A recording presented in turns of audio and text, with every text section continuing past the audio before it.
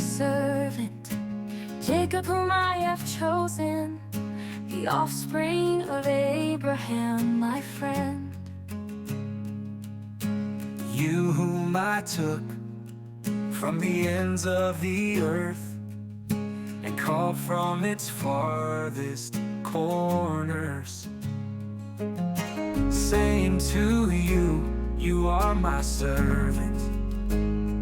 I have chosen you and not cast you off.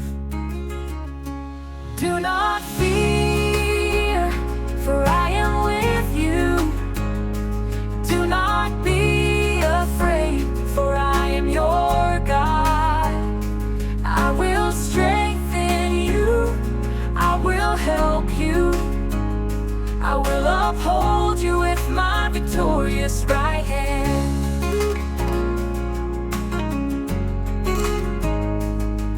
You, Israel, my servant, Jacob whom I have chosen, the offspring of Abraham, my friend. You whom I took from the ends of the earth and called from its farthest corners, saying to you, you are my servant. I have chosen you and not cast you off.